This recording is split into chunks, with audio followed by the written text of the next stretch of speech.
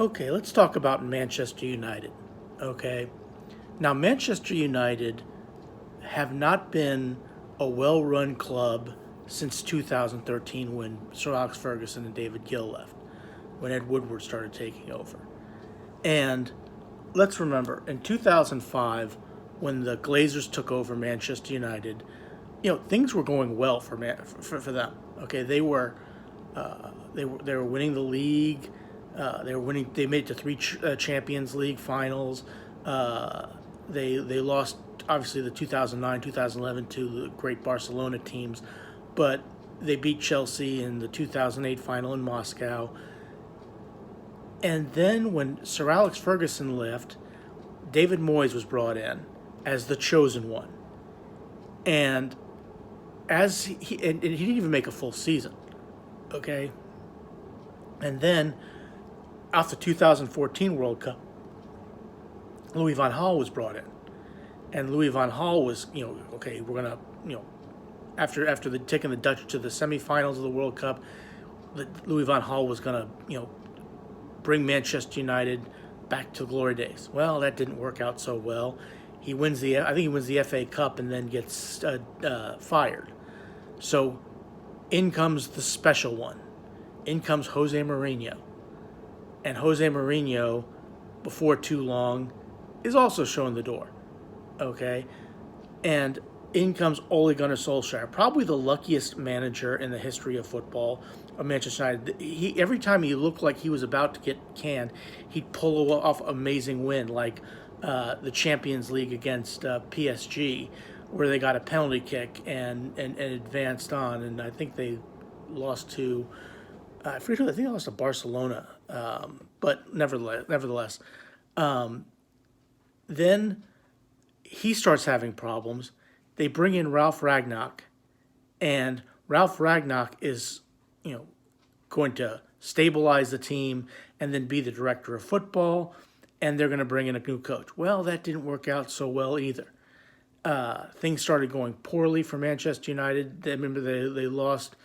They lost 4-0 to Liverpool. They lost 4-0 to Brighton. It was just a poor. So in comes Eric Ten Hag, and things go poorly for him to start off with a loss at home to Brighton 2-1, and then a loss at Brentford 4-0. And you had some success and winning, beating Manchester City at home, beating Arsenal at home. You also have some, well, let's just say some dubious results on the road, losing 6-3 to Manchester City, losing 7-0 at Liverpool. And even though you won a trophy, you won the League Cup, that was not the trophy you wanted, okay? It was a trophy. It was silverware. But it wasn't exactly the trophy that you want. The trophy that you really want. You couldn't get the Champions League, and you couldn't get the league.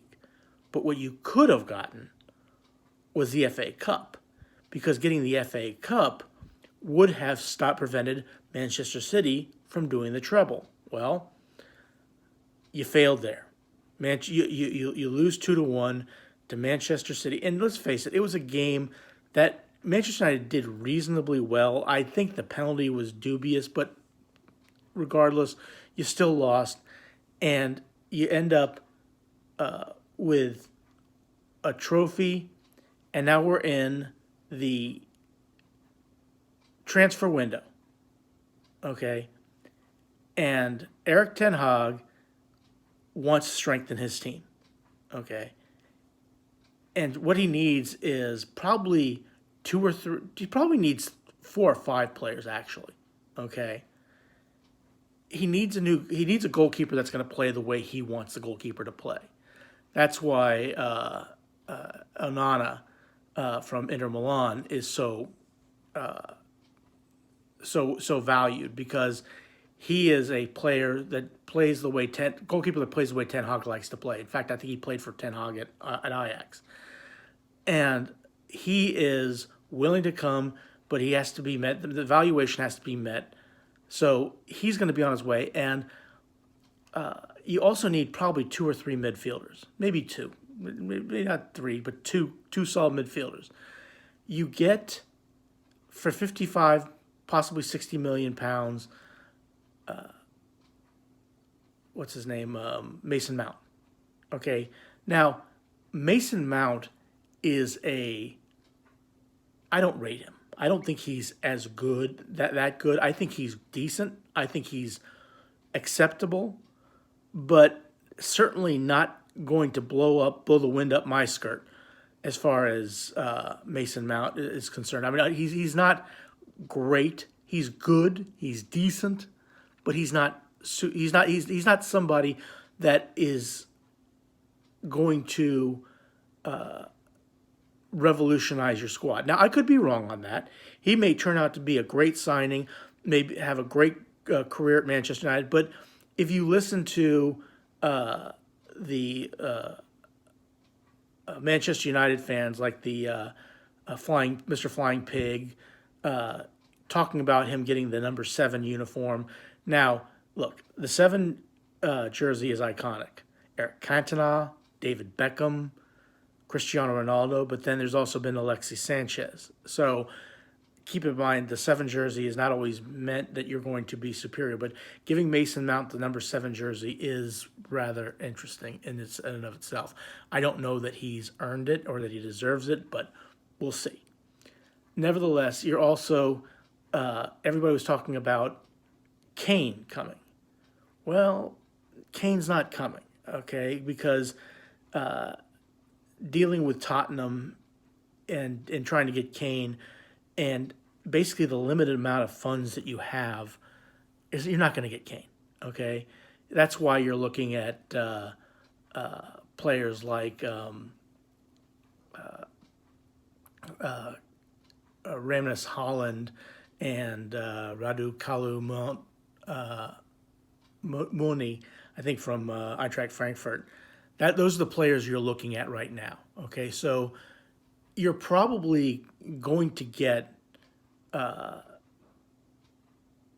new goalkeeper. Okay, you're going to get Onana. Okay, but you're probably in. And look, Atlanta's Rasmus Holland is a decent, but he's not. He's only 20 years old. I mean, what are you going to do? I mean, and again, you talk about Marcus Rashford, going on and scoring like he did last year. Well, Marcus Rashford's been up and down. But really, when you talk about Manchester United, and all in all, you have to talk about the potential sale.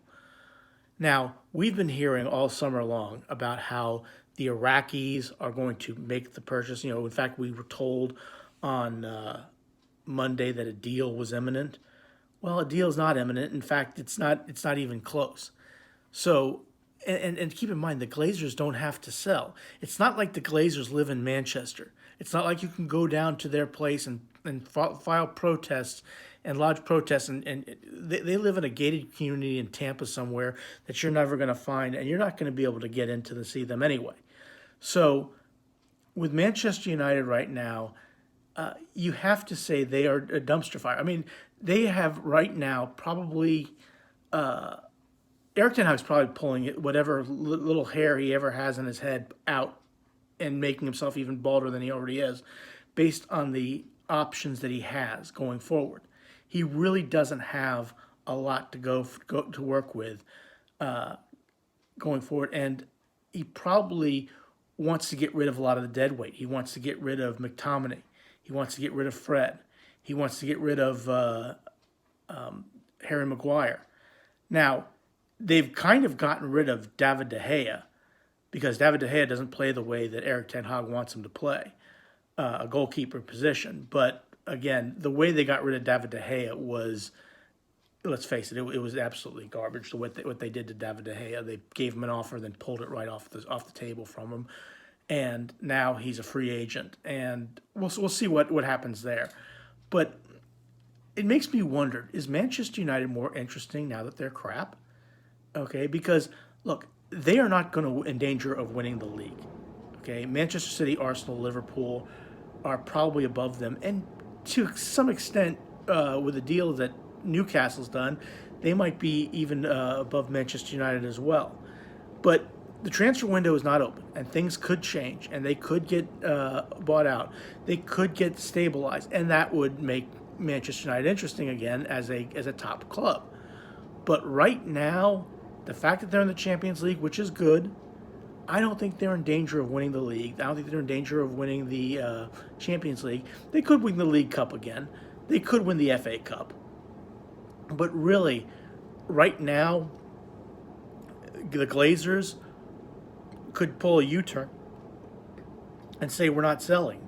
And if they're not selling, then what does Manchester United do then? That would be interesting.